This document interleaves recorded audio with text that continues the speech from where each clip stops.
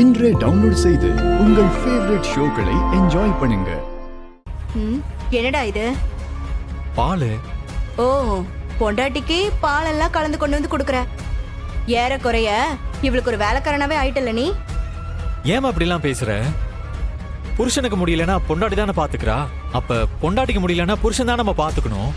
பொண்டாட்டி செஞ்சா கடமை, புருஷன் செஞ்சா வேலைக்காரனா? ஆமாண்டா, நான் எதுவும் சொல்லிட கூடாது. உடனே அதுக்கு ஒரு விளக்கத்தை சொல்லிடுவல்ல. நல்லா பேச கத்துக்கிட்ட. அம்மா, இப்ப நீங்க எதுக்கு வந்தீங்க? டேய், நான் தான் ஆரம்பத்துல இருந்தே சொல்லிட்டு இருக்கேன்லடா, டான்ஸ் ஸ்கூல் எல்லாம் ஒண்ணு வைக்க வேண்டாம்னு சொல்லி. இவ டான்ஸ் ஆடுறது எனக்கு பிடிக்கலன்னு சொல்லிட்டே இருக்க. என் பேச்ச மீறதுனாலதான் இந்த வினையெல்லாம். எங்க பார்ச்சினோ, எப்படி இவளால எழுந்து நடக்கிறதுக்கு குறைஞ்சது 2-3 மாசமாவது ஆகும். அது வரைக்கும் எதுக்குடா வேஸ்டா அந்த பள்ளிக்கூட கட்டடத்துக்கு வாடகை கொடுத்துட்டு இருக்கணும்? இங்க பாரு, பேசாம எல்லாத்தையும் இழுத்து மூடிட்டு வந்துரு. இப்படி ஏதாவது சொல்லி நீங்க அவளை வீட்டுக்குள்ளே முடக்கி போட பாக்குறீங்க. ஆனா அது மாயா விஷயத்துல நடக்காதுமா. நீங்க வேண்டாம் வேண்டான்னு சொல்லதான் அவ மேல மேல வளர்ந்துட்டே போவா. இவளா? ஏண்டா, நடக்கவே முடியாம படுத்து கிடக்குறா.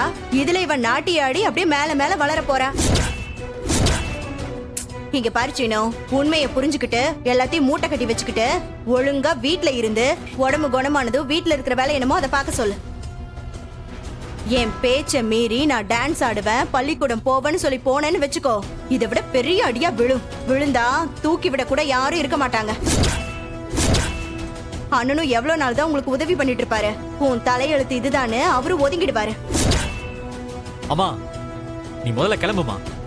சாபம் கொடுக்கற மாதிரி ஏதாவது சொல்லிக்கிட்டே இருக்க. ஏய், எனக்கு என்னடா, நான் சொல்ல வேண்டியதை சொல்லிட்டேன்.